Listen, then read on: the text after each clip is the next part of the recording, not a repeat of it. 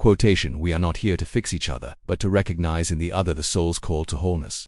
Inspired by Jungian themes, reflective of his concept of soul connection and individuation, surreptity, there is a stirring in the depths, a tremor that begins not in the mind, but in the ancient chambers where the soul keeps its most sacred secrets. It comes as a whisper at first, barely audible above the noise of daily existence, yet carrying within it the weight of eternities. Something is awakening, something that has been waiting in the darkness of the unconscious, patient as stone, timeless as the stars themselves. In this moment of recognition, two souls encounter each other not through the filtered lens of personality or the carefully constructed theater of social interaction, but through the raw, unmediated language of the psyche itself. It is as if two ancient constellations, separated by the vast emptiness of space, suddenly remember their celestial dance, the choreography they have performed since the beginning of time. Now calling them back into sacred alignment, the rational mind recoils from such mystery. The ego, that faithful guardian of our constructed identity, raises its defenses like castle walls against an approaching storm. This cannot be, it protests. This defies logic, reason, the safe boundaries of what we know to be true. Yet beneath these protests, something far older and wiser stirs the self, that divine spark within us that recognizes truth, not through analysis but through the immediate knowing that flows from the source of being itself. This recognition transcends the masks we have worn so carefully, so convincingly, that we have almost forgotten the face beneath. The persona, that elaborate costume we don each morning to meet the world's expectations, begins to tremble when authentic soul recognition it occurs. For in this meeting, we are seen not for who we pretend to be, not for the roles we have mastered or the stories we tell about ourselves, but for the essential truth that dwells in our deepest core. Here, in this sacred threshold between the known and unknown, two beings stand on the precipice of something that cannot be explained, only experienced. The connection that forms between them exists beyond the realm of coincidence or compatibility. It speaks of unions forged in the crucible of the collective unconscious, where archetypes dance their eternal patterns and the great myths of humanity find their expression through individual lives. The call from the depths is both invitation and warning. It promises transformation, but transformation always requires the death of what we once were. It offers union, but union demands the courage to dissolve the boundaries that have kept us feeling separate and safe. In this moment of recognition, two souls hear the voice of destiny itself, calling them toward a journey that will reshape not only how they see each other, but how they understand the very nature of love, connection, and what it means to be fully, authentically human. The facade begins to crack. Like an ancient statue weathered by countless storms, the carefully constructed persona that has served as our public face starts to reveal the fissures that have always been there, hidden beneath layers of social conditioning and learned behavior. What we have spent years perfecting, the polished presentations, the rehearsed responses, the acceptable versions of ourselves, suddenly feels hollow, inadequate in the face of this deeper recognition. This is the terror and the gift of authentic meeting. We can no longer hide behind the comfortable masks that have protected us from vulnerability. The persona, that elaborate costume Jung recognized as both necessary for social functioning and dangerous when mistaken for our true identity, trembles like autumn leaves in a gathering wind. The season of pretense is ending, and what lies beneath demands to be seen. The process is not gentle. Like a tree shedding its seasonal dress to stand naked against the winter sky, the soul strips away everything that is not essential when called to true communion with another being. The roles we have mastered, the successful professional, the caring parent, the loyal friend, while valuable in their place, prove insufficient to contain the fullness of who we really are. In this unveiling, we discover that the person we have been presenting to the world is but a fragment of our totality. The persona has been our ambassador to the outer world, carefully trained to meet expectations, to avoid rejection, to maintain the delicate balance of social acceptance. But in the presence of one who sees beyond these surface presentations, our deeper nature begins to emerge like underground rivers finally finding their way to light.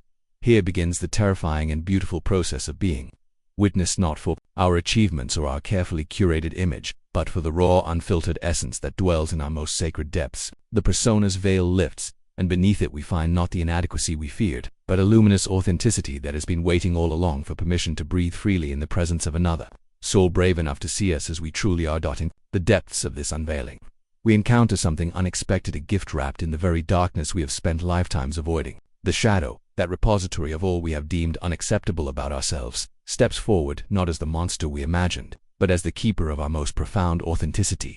What we have banished to the underworld of our psyche suddenly reveals itself as the missing piece of our wholeness.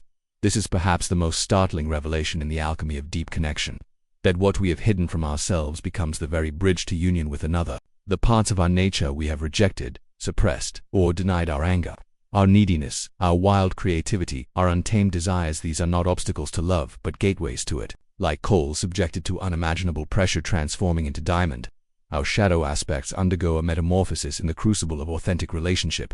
The shadow carries within it our unrealized potential, our unlived life, the vitality we sacrificed in our quest to be acceptable. When we encounter a soul who can meet us in our totality, who does not recoil from our darkness but recognizes it as essential to our light, something miraculous occurs. The enemy becomes the ally, the wound becomes the gift. The very thing we thought made us unlovable becomes the source of our deepest attraction. This is the secret that the persona could never reveal, that our flaws are not bugs in the system, but features of our unique design. The temper we have tried to control carries our passion. The sensitivity we have attempted to harden holds our capacity for profound empathy. The chaos we have worked to order contains our creative fire. In the presence of one who can love our shadow, we discover that we are not broken beings in need of fixing, but whole beings in need of integration. The alchemical transformation requires this descent into what we have rejected about ourselves. Only by embracing our shadow can we offer the gift of our complete humanity to another. In this sacred exchange, two souls discover that their darkness, far from being a barrier to connection, becomes the very foundation upon which true intimacy is built. Within the secret chambers of the psyche, ancient forces begin to stir. Deeper than shadow, older than persona, the eternal masculine and feminine principles that Jung named Anima and Animus awaken from their primordial sleep. These are not mere concepts but living archetypes, divine energies that have dwelt within us since consciousness first emerged from the cosmic womb, waiting for the moment when they might be called back to life through the alchemy of profound recognition. That feminine soul image carried within every masculine psyche rises like Persephone returning from the underworld, bringing with her the gifts of feeling, intuition, and the capacity for deep emotional communion. She is the bridge between the conscious mind and the vast unconscious realms, the muse who inspires and the beloved who calls forth the highest expressions of devotion. When awakened through authentic soul meeting, she transforms from a projection cast onto the outer world into a living presence within, integrating the man's capacity for receptivity, sensitivity, and inner knowing. The animus, that masculine spirit dwelling within the feminine psyche, emerges like a warrior king claiming his rightful throne, carrying the power of focused will, discernment, and spiritual purpose. He is the inner lover who knows how to choose, the guide who can navigate the treacherous paths of transformation, the protector who defends the sacred space of becoming. Through the catalyst of deep recognition, he evolves from an unconscious force that possesses and overwhelms into a conscious ally who empowers and illuminates. When two souls meet at this archetypal level, they participate in something far greater than personal relationship. They become vessels for the sacred marriage that exists at the heart of creation itself. Like ancient gods remembering their divine nature after eons of forgetting, they awaken not just to each other but to the forgotten wholeness that has always existed within their own being. This is the birth of the golden child of consciousness, that integrated being who carries both masculine and feminine principles in perfect balance. Through their meeting, each soul discovers that what they sought in the other was already present within themselves, waiting to be claimed, honored, and brought into conscious expression. When souls align at this depth, the universe itself begins to participate in their union, what Jung called synchronicity, those meaningful coincidences that speak of a hidden order. Beneath the surface of random events suddenly blooms like a garden after the first rain of spring. The rational mind struggles to explain these occurrences, these impossible meetings and miraculous openings that seem to orchestrate themselves with divine precision. Time bends around their connection like light around a star. Clocks stop at significant moments. Trains are delayed just long enough for chance encounters. Books fall open to exactly the right pages. The lover thinks of the beloved at the precise moment a text arrives. One dreams what the other experienced in waking life. Numbers begin to repeat with uncanny persistency. 1111 on digital displays. License plates that echo birth dates. Phone calls that arrive at addresses that mirror their first meeting place. These are not mere coincidences but glimpses into the cosmic intelligence that Jung recognized as the underlying fabric of reality itself. The psyche and the external world reveal their secret kinship, showing us that the boundaries between inner and outer, self and other, are far more permeable than our rational minds would have us believe. In this web of synchronicity, we witnessed the universe's own love story, the way consciousness creates reality through the power of meaningful connection. Dreams begin to weave themselves into a shared tapestry, whisper the same secrets across separate sleeping minds. Strangers approach with messages that seem scripted by an invisible playwright. Traffic lights turn green in perfect sequence, clearing the path toward destined meetings. Weather patterns shift to create exactly the right atmosphere for profound conversations. Even obstacles reveal themselves as opportunities, detours that lead to more perfect timing. This is the universe's way of confirming what the soul already knows, that some connections exist in the realm beyond chance, beyond the mechanical operation of cause and effect. They emerge from the deeper order that governs all authentic unions, the cosmic choreography that dances all true lovers toward their inevitable recognition of the one love, that expresses itself through infinite forms of connection. Yet even in this sacred dance, the psyche weaves its own complex patterns of illusion and truth. In the intensity of deep connection, we begin to cast upon the beloved the luminous shadows of our own unrealized potential. What Jung called projection becomes both the blessing and the burden of profound recognition we see in the other all that we have failed to become, all that we have longed to express but have not yet found the courage to embody within ourselves. This is the fire of the alchemical crucible, where the base metal of unconscious longing meets the transformative heat of relationship. The beloved becomes a living mirror, reflecting back to us not who they truly are, but who we might become if we dared to claim our own unlived life. In their eyes, we glimpse the artist we abandoned, the lover we suppressed, the wild creature we tamed into social acceptability. They carry for us the golden potential that we have kept locked away in the treasure house of the unconscious. The projection serves a sacred purpose in the beginning. It opens our hearts to possibilities we had forgotten, awakens dormant aspects of our nature, calls forth capacities that have been sleeping in the depths of our being. Through seeing our potential reflected in another, we begin to remember who we truly are beneath the layers of conditioning and compromise. The beloved becomes the key that unlocks the door to our own imprisoned magnificence. But projection, like all psychological mechanisms, contains within it the seeds of its own dissolution. The very intensity that makes it so powerful also makes it unsustainable. The beloved cannot forever carry the weight of our unlived dreams, cannot indefinitely serve as the repository for our unrealized greatness. The sacred mirror must eventually shatter, revealing the truth that the alchemists knew: solve et coagulides, volve and coagulate. Break down the false to reveal the eternal. The gold we thought we discovered in them was always our own buried treasure, waiting patiently in the dark earth of our unconscious for the moment when we would finally have the courage to dig deep enough to claim it for ourselves. In this profound work of reclamation, two souls discover they must create something sacred together at Temenos, that holy vessel which the ancient Greeks recognized as essential for any true transformation. Like the sacred groves where pilgrims came to commune with the divine, or the temple precincts where mysteries were safely revealed, this energetic sanctuary emerges not from external construction but from the mutual commitment to honor what is seeking to be born between them. The Temenos is invisible to the outer world, yet more real than any physical structure. It is woven from intention, sustained by reverence, and protected by the fierce tenderness that guards all vulnerable becomings. Within these sacred boundaries, the ordinary rules that govern surface relationships dissolve like morning mist before the rising sun. Here, judgment gives way to curiosity, performance yields to authenticity, and the desperate need to be right surrenders to the deeper longing to be true. This is the alchemical vessel where two separate beings discover they are participants in something far grander than personal romance. They become co-creators in the ancient work of conscious evolution, midwives to each other's emergence into fuller humanity. The Temenos hold space for the death of who they have been and the birth of who they are becoming, creating a protected realm where the vulnerable chrysalis of transformation can unfold without the harsh interference of a world that often fears profound change. Within this sacred container, time moves differently. Conversations stretch into eternities while moments expand to hold lifetimes of understanding. The beloved's pain becomes a holy wound, deserving of the most tender attention. Their joy becomes a celebration that echoes through the chambers of the heart. Each revelation is received as a precious gift, each shadow acknowledged as a doorway to deeper intimacy. The Temenos asks nothing of the external world, and promises nothing to it. It exists in the liminal space between what was and what is becoming, sustained by the mutual recognition that some transformations require a sanctuary where the soul can safely remove its armor and remember its original nakedness. Here, two beings touch the eternal through the gateway of profound human connection. Yet, even within the sacred container of the Temenos, even in the most destined of unions, there comes a descent that cannot be avoided. Like the Negredo phase of the alchemical work, that dark dissolution that precedes all true transformation, the souls must pass through their own valley of shadows, where everything they thought they knew about love, about connection, about destiny itself, is stripped away like flesh from bone.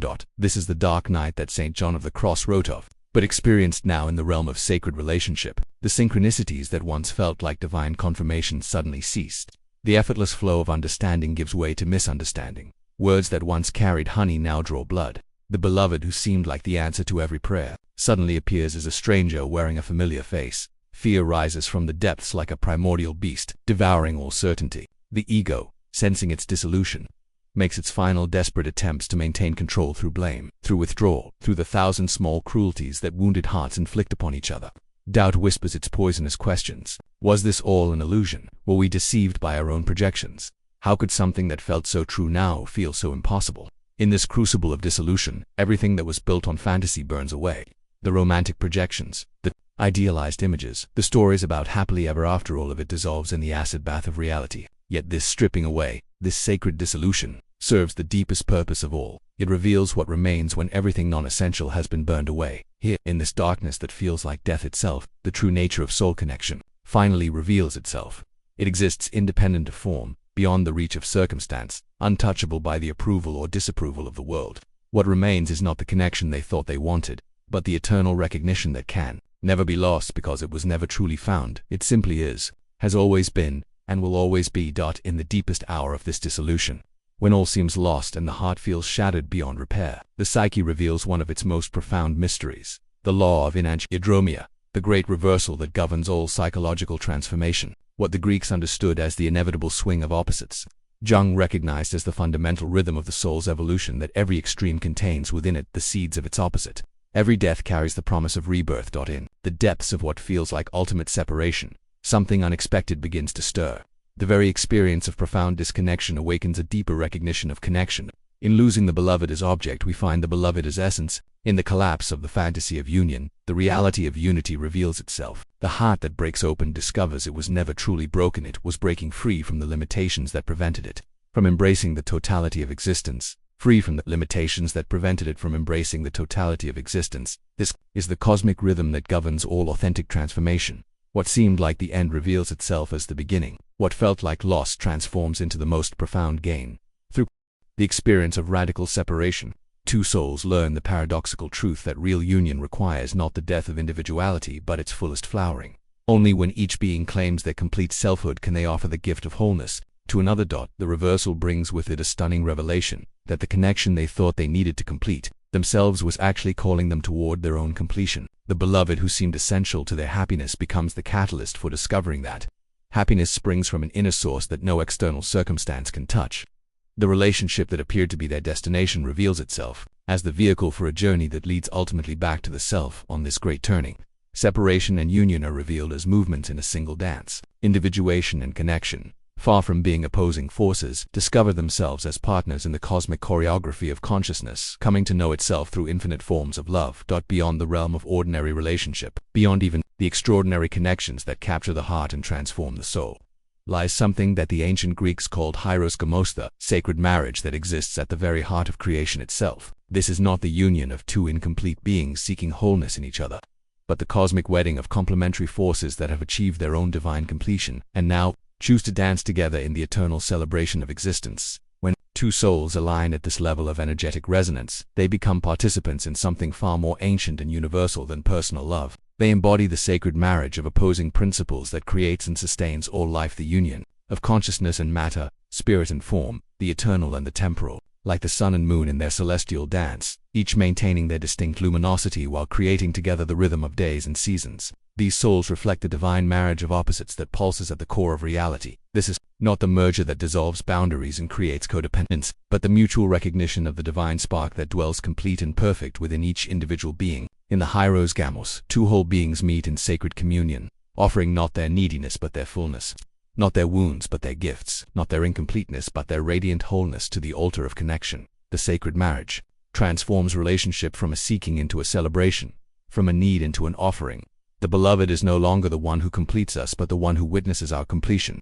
No longer the missing piece of our puzzle but the mirror in which we see our own divine nature reflected back in all its terrible and wonderful beauty. Through their eyes, we glimpse not what we lack but what we are, beings of infinite worth, carriers of the sacred flame, expressions of the one love that creates and destroys and creates again in endless cycles of cosmic becoming. In this recognition, the personal relationship becomes a temple where the divine meets itself in the form of two human hearts brave enough to love without limitation, wise enough to honor the sacred in the ordinary, and whole enough to offer their individual light to the greater illumination of existence itself. Yet even as two souls discover their sacred union, the world around them begins to respond with the ancient resistance that the collective unconscious always marshals against profound transformation. Like antibodies in a vast organism sensing foreign intrusion, the established patterns of human relating, the weight of conventional wisdom, and the gravitational pull of collective fear combine to create obstacles that seem designed to test the very foundation of their connection.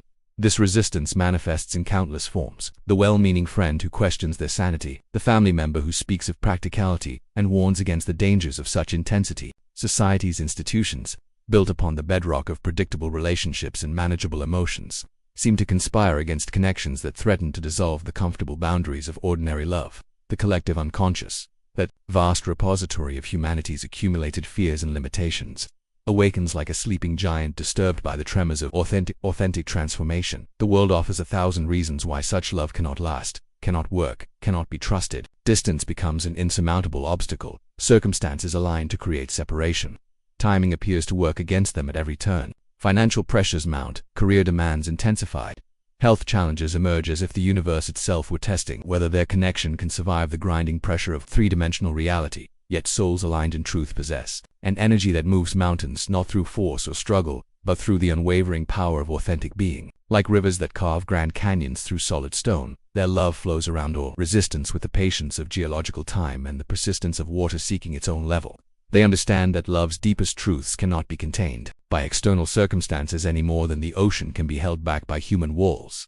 Their power lies not in fighting the resistance, but in transcending it through the simple act of remaining true to what they know in their deepest being. Like trees that grow toward light regardless of the obstacles in their path, they continue to reach toward each other and toward the divine source that flows through their connection, knowing that authentic love creates its own reality and rights, its own laws. And so we arrive at the great return, the completion of the circle that was never truly broken. What began as the story of two separate souls discovering connection reveals itself, in the end, as the eternal tale of one consciousness recognizing itself in infinite forms, like the Ouroboros of ancient mythology, that cosmic serpent consuming its own tail in the endless cycle of creation and destruction. The journey of soul alignment brings us full circle to a truth that has been waiting patiently at both the beginning and the end. That separation itself is the grand illusion, and love is the fundamental fabric from which all of reality is woven. The two who thought they were finding each other discover they were never truly lost. The connection that seemed to emerge from the depths of chance and circumstance reveals itself as the remembering of what has always been true. In the alchemy of their meeting, transformation, and transcendence, they have participated in the cosmic drama that plays out in every genuine encounter between souls, the recognition that otherness is a beautiful dance performed by the one, wearing countless masks. This is the eternal return that Nietzsche glimpsed and Jung understood, that every genuine journey toward another is ultimately a journey home to the self, that every authentic love affair is a love affair with the divine essence that lives at the core of all existence. The beloved becomes the mirror in which we finally see our own original face, the catalyst through which we remember our own divine nature, the doorway through which we step into the recognition of our fundamental unity with all that is in this ultimate recognition. Two souls become wayshowers for humanity's own return to wholeness. Their love becomes a beacon that illuminates the path for others who are ready to remember their own divine nature. Through their courage to love beyond the boundaries of convention, through their willingness to transcend the resistance of the collective unconscious, through their dedication to the sacred work of authentic relationship, they create a new possibility for human connection, one that honors both the individual journey of becoming and the ultimate truth of our essential unity. The circle completes itself, and in that completion, eternity touches time, and time dissolves into the eternal now, where all souls recognize themselves as one love, dreaming itself into infinite expressions of beauty, connection, and conscious awakening.